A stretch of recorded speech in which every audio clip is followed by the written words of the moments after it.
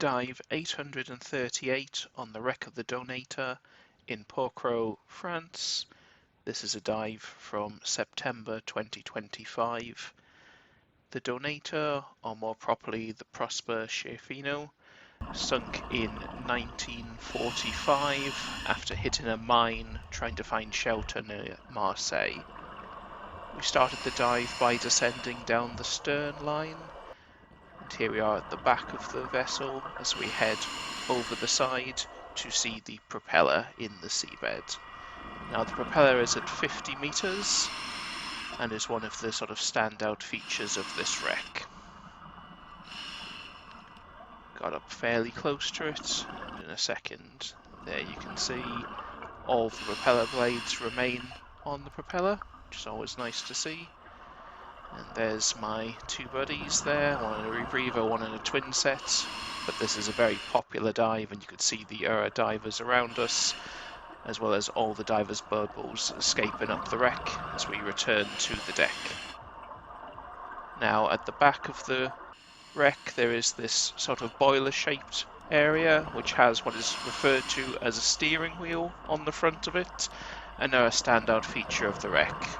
I don't think this is actually a steering wheel, it doesn't make very much sense where it is, but I'm also not entirely sure what it is.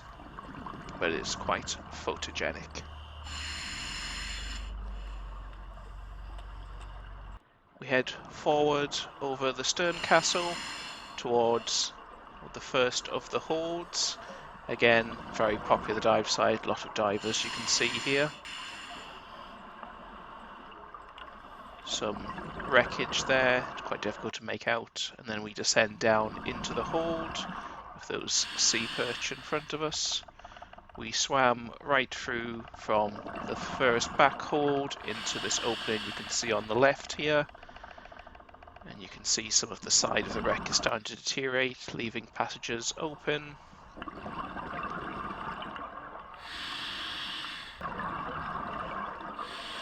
There's my buddy signaling there's no way out there, so we're instead heading out through the open skylight at the top of the hold, but have a sort of circular view around the hold before ascending up. And you can see lots of the Cardinalfish and the sea perch schooling around the fallen mast there. A lot of soft coral growth as well on the wreck here, some Geryonia, some sea fans. Continuing forward, we headed down the starboard side of the midship area. We've also got a striped Seabream there in the centre of shot, and again more divers. The Cardinalfish clearing away around my buddy there. And towards the end of the dive we came to this very large school of two-banded Seabream. This is sort of the largest congregation of these I have ever seen, so it was quite nice to see them all. They were sort of schooling over the wreck, past the davits for the lifeboats, which you can see just there on the left of shot. And a few Dusky groupers in the background. Slightly difficult to make them out amongst all the other fish.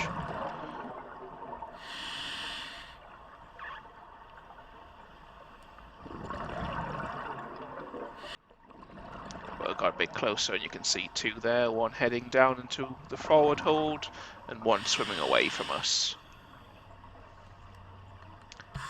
This is where we finished our dive, appreciating all the big school of fish, before having to ascend as we had reached our planned decompression limit of 20 minutes TTS. Most of the wreck sits about 40 meters on the deck, 50 meters on the seabed, so it was a relatively deep dive, but we at least had a jellyfish to keep us company on the deco stop.